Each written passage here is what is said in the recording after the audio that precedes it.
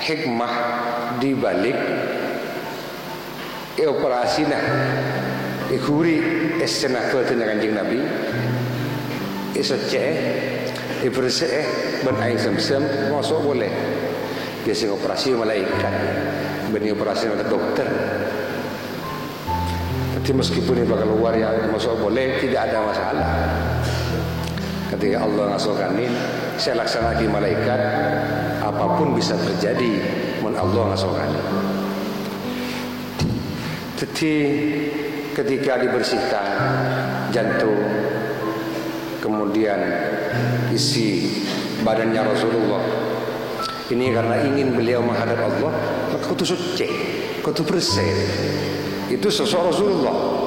Lantas bagaimana dengan kita yang bukan Nabi?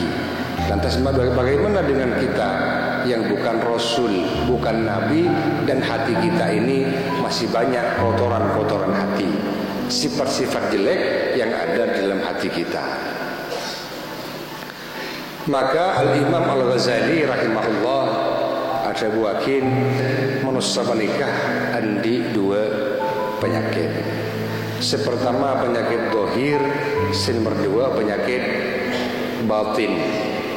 Saya maksud penyakit dohir, penyakit-penyakit biasa, penyakit-penyakit kayak cedak, kayak tabu, pelengan. Saya mulai dari penyakit ringan sampai penyakit sibera. Apa penyakit sibera? Kanker, jantung, kencing manis, liver, ginjal, dan sebagainya, termasuk corona, berlagi gitu. Karena orang yang jago corona dia sianya ber. Nah kemudian penyakit dohir, penyakit batin itu apa? Yang dimaksud penyakit batin adalah kotoran-kotoran hati. Orang yang anti sifat-sifat sombong, takabur, beda orang yang anti sifat ria, terokal, beda orang yang anti sifat bakhil, pakai soki, beda orang yang anti sifat sum'ah, malah terokai dengan orang lain, beda orang yang anti sifat ujub, merasa bangga diri, abang saya paling hebat, abang saya paling benar, orang lain salah kaki. Beda boleh sifat godok, kikira melolong. Kabar kikir ke timur kikir tak bambu si kikir. Darah tinggi, tensinya naik. Timun kikiran lekas kering, lekas darah tinggi. Makanya harus sabar, santai, enjoy, menghadapi takdir dari Allah. Kita hadapi dengan tenang, nerima, qanaah. Kemudian boleh sifat tomak dia harus seorang dia keparing Allah. Lebar jokop, lebar sedengki orang menolong. Ya itulah sifat manusia, manusiawi. Dan itu merupakan sifat jelek. Jadi saya maksud penyakit batin ria panikah, iki panikah sifat-sifat coba. Di antara dua penyakit, zahir dan batin, bedeh perbedaan telok. Si pertama bidana, si pertama si rasa akilai. Mun orang ijabuk penyakit dohir, si rasa akil tak nyaman, abad tibin. Mun orang ijabuk penyakit batin, si rasa tak nyaman bani abad tibin, tapi orang lain. Coba sekarang kita buktikan. Beda penyakit dohir kayak cetak misalnya, masuk angin,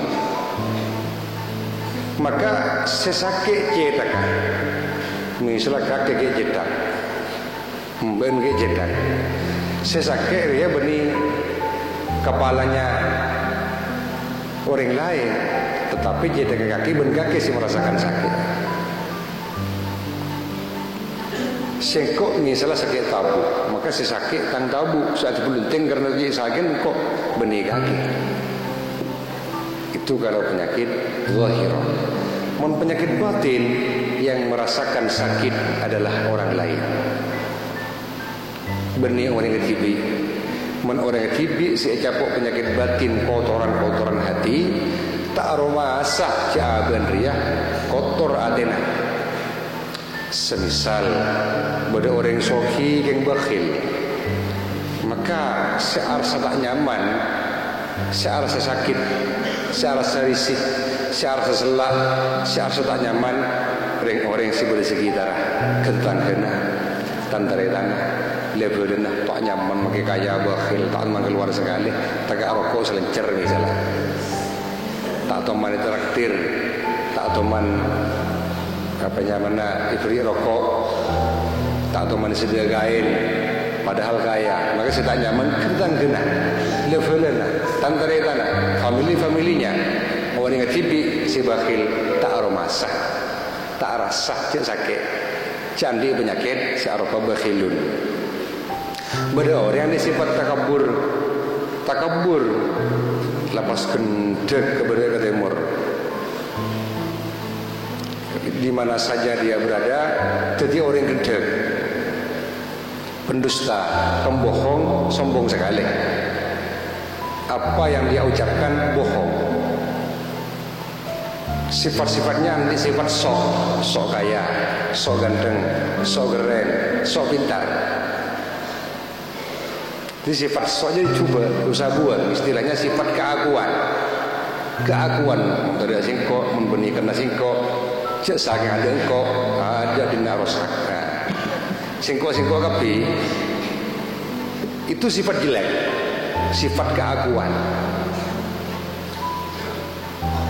Mendadak singkok karena singkok mendadak singkok tak kira menang di Naria mendadak singkok tak kira aman kampung ria memberi kena singkok kakek tak naik kelas misalnya sifat-sifat keakuan ini buat membeda orang yang disifat jadi ya kendek pembohong mendusta sombong maka siar serta nyaman siapa abah ini orang lain pasti takkan jannah pasti merasa risih, rasa selah. Tak nyaman lah karena sifat keakuan. Karena aku, kalau bukan karena aku, jasa aku singkok meloloh. Aku singkok, tak nyaman. Abah dibintah merasa. Orang yang menandai sifat bakhil, nanti sifat takabur, sombong, nanti sifat kidib, maka dia tak merasa. Andi sifat riya teroga alam sakapina amal ibadah ila kebele robatkan kau orang lain sakapina kebagusan saya kelakok tidak tak nyaman tak dilai kebele tak kita tedung tak dilai siarakin bahwa abadi bintian amal bagus dengan jana tedung cokoi ngomong juga kayak kebele engkau malam tahajud kayak kebele engkau malam beri sedekah 1 juta.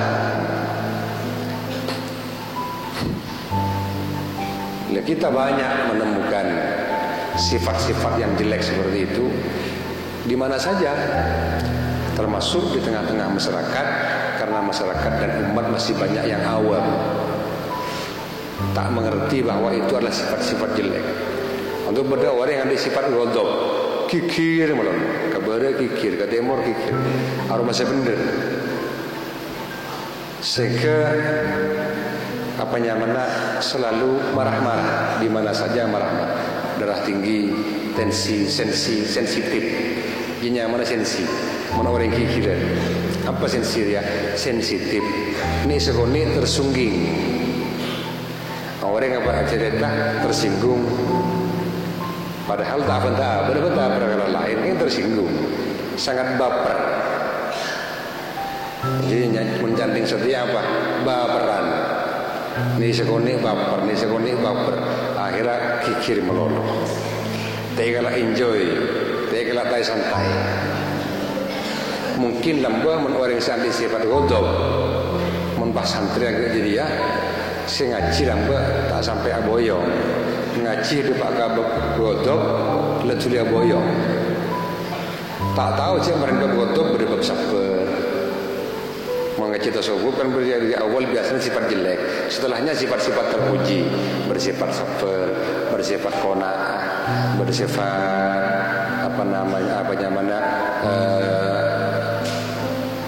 zuhud, tak terikat dengan dunia. Memang mungkin lambat sengaja kita sawuh kena apa betul bah tu dia boyong.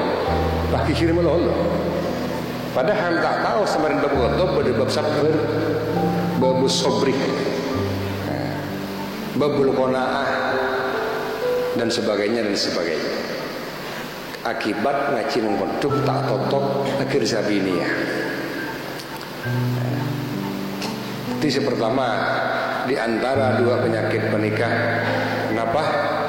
Fitnah yang merasakan berbeda. Mon penyakit zahir saya rasa sakit abatibin, mon penyakit batin saya rasa sakit dan tak nyaman orang lain. Yang kedua, tampil lain atau obatnya berbeda. Mon penyakit zahir tampilnya tampai ke dokter, tampai memasuk angin di guys, menroket usaha pecet, menusaha ke dokter sontek. Jadi tampai lah, sampai kadang penyakit fibra usaha operasi. Itu penyakit zahir. Yang satu penyakit batin, apa obatnya? Tampena dawanya, obatnya adalah muhasabah. Apa muhasabah? Mengoreksi atas kesalahan diri kita sendiri. Mengoreksi bersifat tidak amanah, kan banyak orang gitu. Rahasia orang-orang yang boleh ke timur. Berarti tak bisa amanah. Nah, jadi saya pertama yang merasakan berbeda, yang kedua obatnya berbeda. Mun penyakit zahir tampena biasa ke dokter, suntik, pecet, kais, kedukon. Mun penyakit batin ada boleh tampena jual setong, muhasabah, ngoreksi atas kesalahan diri sendiri, ngengangen atas kesalahan diri sendiri.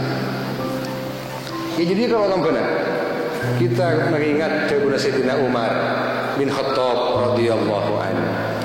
Beliau Saudara Umar itu hasibu anfusakum qabla an tuhasabu. Hisab, koreksi kesalahan tak orang nak abadi diri ya, sebelum pakai hisab ya malaikat di akhirat, sebelum pakai hisab ya dunia Allah Subhanahu wa taala. Maka sangat pantas dan layak kita mengangan-angan mengoreksi atas kesalahan-kesalahan kita. Mak le sadar siapa apa ke orang nak abadi ya. Mak banyak tang cakap seneng misalnya. Mak banyak tang cakap jauhin. Mak banyak tang level jauhin. Mak banyak tang jauhin enggak bertibi apa tang sifat dia keras kepala, tak bisa belain orang. Mak datang ke bertibi misalnya. Tak bisa nyimpan rahasia, tak bisa nyimpan amanah. Rahasia na orang, rahasia na majikan nak ke boleh ke timur. Boleh orang geria pentong bae. Beda orang takabur, sombong. Beda orang bakhil bagi kaya. Lah itu tak bisa beres kecuali muhasabah. Jadi itu obatnya. Mun penyakit zahir ke dokter, mun penyakit batin muhasabah. Beda orang yang disifat takabur, beda orang yang disifat ghadab kikiran, pengen tekah. Beres tak beres lagi lah. Beda orang yang penyakit bakhil, ria, taruh alam, ujub, bangga diri, merasa dirinya paling benar, merasa dirinya paling hebat, orang lain salah kapi. Dirinya mana ujub, keaguan sifat-sifat keaguan, ujub. Abang tibin si paling hebat, orang yang salah kapi. Orang yang agak jadi pakai suntikah, Aisyah. Tak beres. Orang bakhil, orang sembahyang ujub ria, suntik ke dokter. Tak beres, tak bedi. Karena resepnya berbeda, obatnya berbeda. Obatnya satu, yaitu muhasabah. Yang kedua, yang ketiga, yang terakhir, di antara perbedaan penyakit zahir dan batin Bunah Imam Ghazali, akibat yang ditimbulkan berbeda. Orang penyakit zahir hariah saken korban ikrasah nang dunya meloloh dari odi sampai mati. Mula mati wis Meskipun penyakit berat sekali, penyakit kanker misalnya, tumor kanker, ketika mati wis beres, karya amal lah di merdeka. Mun kanker lah beres di mati. Bukti nak mun orang mati bahanteng dengan nang, lu badering mati aglupu. Betul ada? Tak ada.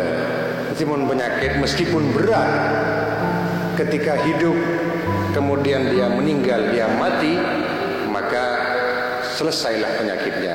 Tinggal amalnya. Saya terjadi selamat tak selamat di alam kubur sampai ke akhirat tergantung amal orang dia. Masalah penyakit selesai. Penyakit jantung, liver, kencing manis, mati selesai. Jadi kalau itunya melulu sakit. Mun penyakit batin sakit tak nyaman nah, sengsara nah, nyangsara nah, sosana di dunia sampai ke alam akhirat. Suatu bukti misalkan hadis yang mengatakan iyyakum wal hasadah, kita ambil salah satu sifat, coba sifat kotoran hati hasad, hasud.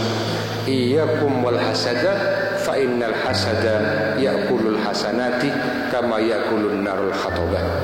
Kanjeng Nabi ada budaya. Apa artinya? Tak kuasa sampean kepi dia penyakit hasud, tak kuasa sampean kepi dia penyakit hasad penikah. Yakni apa hasad? Iri ben merosak nikmat orang lain. Tak kuasa sampean sifat hasad, karena sifat hasad nikah ngakan dia kebagusan, dia amal bagus manusia, pakai nang akhirat pada ben apoi ngakan dia kaju gereng. Mun bede kaju gereng pahyon terlagi ke apoi tepan rabak, maka lober sehingga mana kaju gela ikakan di apoi.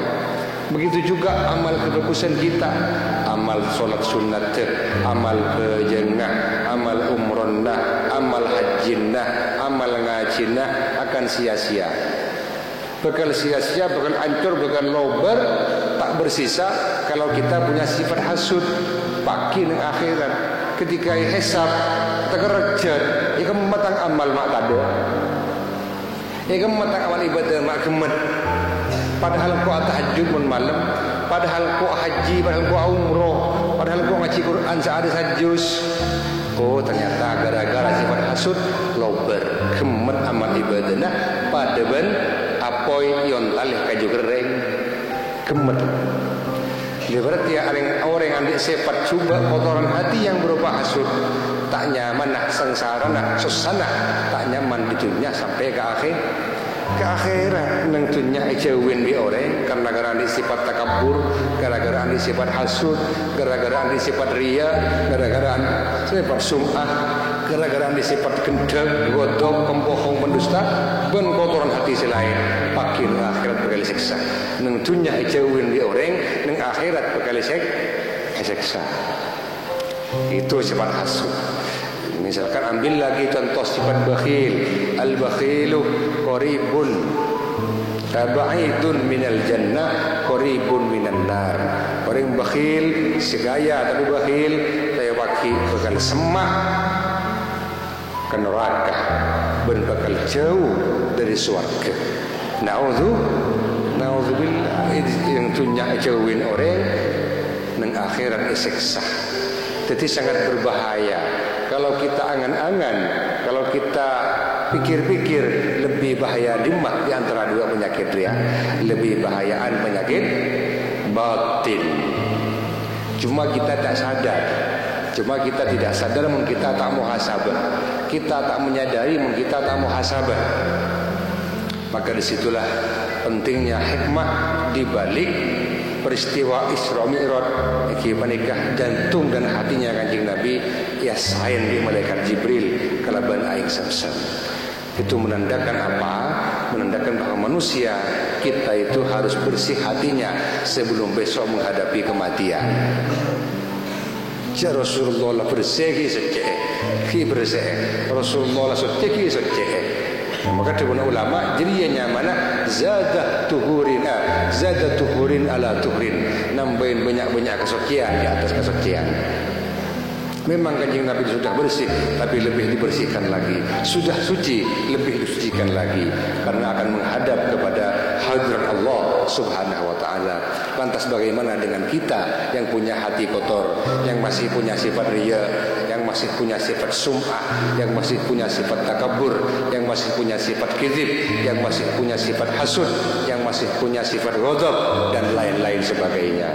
Maka mulai saat inilah dengan spirit Isra Mi'raj kita mari muhasabah, mari introspeksi, mari ngangen atas kesalahan kita sendiri. Dengan begitu, dengan beberapa muhasabah, mengoreksi, akhirnya sifatnya berubah menjadi baik. Sifat kita menjadi sae, menjadi orang yang punya sifat qanaah, menjadi orang yang sifat siddiq, jujur, menjadi orang yang punya sifat amanah, menjadi orang yang punya sifat sabar, dan lain sebagainya. Jadi pengetahuan kita terhadap penyakit-penyakit hati ini sangat penting. Maka di dalam beberapa pesantren, di kelas-kelas yang lebih tinggi, diajarkan yang namanya ilmu tasawuf atau ilmu kebersihan hati, ilmu batin. Itu sangat penting. Tidak cukup terjun di tengah-tengah masyarakat hanya bermodal kitab fikih, hanya bermodal kitab tafsir, bermodal kitab nahwu sorof, montan di ilmu tasawuf tekani sekoni. Sobat paham atas karakteristik manusia dan juga bagaimana kita bersikap dan memberikan kebijakan yang terbaik di tengah-tengah masyarakat. Bisa jadi kita benar atengkan masyarakat secara syariat tak salah, tapi secara tingkah salah, misalnya bisa lagi ya nih. Atau sebaliknya, secara tingkah benar, secara syariat tak kelero, secara syariat kelero, itu juga salah di mata agama. Banyak kejadian-kejadian, peristiwa-peristiwa di tengah masyarakat, orang tak menyadari. Memang secara syariat tak salah, tapi secara ilmu hal, secara tingkah kelero. Maka pentinglah yang namanya guru tugas. Sebelum santreh boyong, itu tugas dulu. Malih betul-betul merasakan bagaimana sih langsung terjun di tengah-tengah masyarakat itu, menjadi panutan, menjadi guru, menjadi murabbi, menjadi pendidik, menjadi panutan oleh umat. Dan bagaimana rasanya dan reaksinya. Kisahlah, kau tujuh ngasih aja ketingkat, mun bahsalah secara tingkat, maka menjadilah jelek di tengah-tengah masyarakat semuanya. Sampai Rasulullah sebut afdalul ilmi ilmu hal, sebaik-baik ilmu adalah ilmu hal, ilmu tingkah, ilmu haliyah di tengah-tengah masyarakat. Hadirin para jemaah Masjid As-Salihin, para santri, para asatid yang berbahagia, mungkin cukup ini saja yang dapat kami sampaikan. Kurang lebihnya mohon maaf. Wallahu mudah-mudahan yang sedikit ini bisa ada manfaatnya. Memang Tengkaulah sengaja menekankan kepada sifat-sifat ini penjelasannya, karena sering mengidingaki cerita Isra, sekun ngidingaki. Maka kami mencoba mengambil hikmah di balik peristiwa isocena atenah jantungah ben anggota badanah Nabi Muhammad SAW oleh malaikat Jibril, yaitu apa? Menekankan pentingnya sifat-sifat terpuji, sifat-sifat baik yang wajib dimiliki oleh para santri sekalian. Muka-muka kulis saja paringin sareng Allah sifat-sifat atas bersih. Masalah empat erak saja ke sareng Allah dari sifat kotoran-kotoran hati. Saya kepaki ngadep ke Allah keleban kebadan husnul khotimah. Beridain sareng Allah Subhanahu wa taala. Demikian yang dapat kami sampaikan. Ihdinas siratal mustaqim wal afu minkum wallahu al muwaffiq ila aqwamit thariq. Assalamualaikum warahmatullahi wabarakatuh.